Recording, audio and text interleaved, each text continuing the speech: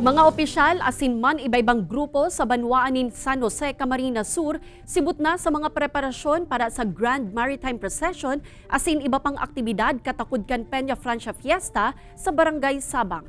Uyan istorya ni Jessica Calinog. Sibut na sa pagsukol kan espasyo sa luwas kan simbahan kan San Padre Pio sa Barangay Sabang, San Jose, Camarines Sur, Sinda Edi. Pun Setyembre 7 hasta 10 kaya. Ang nabistong Bancheto de San Jose sa indang dadarahon digdi katakod kan selebrasyon kan Peña Francia Fiesta. Para po makatabang kita sa mga taga-Sabang, lalo na po sa tuyong simbahan, asin para maipaabot man sa mga kadaklan na ang Bancheto, padagos po na nagtatabang, para mahirasmin po ang samuyang kakayahan, lalo na sa pag-abot sa negosyo, asin pagtabang sa mga nangangay po.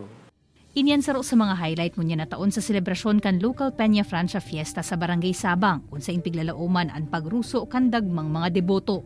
Parte man ka ini ang pagkondusir kan sa intang bersyon kan traslasyon procession, military parade asin pagsakay sa imahe ni ina.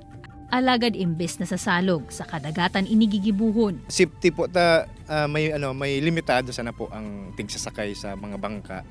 May mga tigtatao man po kami ng pass na para kung pirasa na talaga. Kaya aram kang Coast Guard, tigbilang man po kang Coast Guard ang tigsasakay. Pigpo na namang ipatag ang mga baybay sa parteng inikan barangay. Digdi isasakay ang imahe ni ina, makalihis prosesyon gikan sa simbahan. Sa kaibabiyahe lunad kan Baroto pasiring sa Talisay Port kung sain man gigibuhon ang misa. Pag-arog ka ng panahon ng August saka September, kuyan po bagay tingating. So, most kan mga tao digdi, they nakakapanaga. And then they rely so much on the bounty of the sick. So, naisipan ining okasan aktibidad na ini, tanganing magkaigwaman ang partido talaga nin sa diring.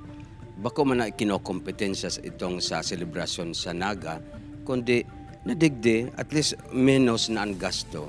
Sa Setyembre 9 nin hapon, gigibuhon ang Grand Maritime Procession. Rinibong mga deboto liwat ang piga-antisiparang madayo digdi gikan sa man iba-ibang lugar sa partido area asin pagtaraid na lugar. Kaibanan si Jovel Obiso, Jessica Calinog, Balitang Bicolandia.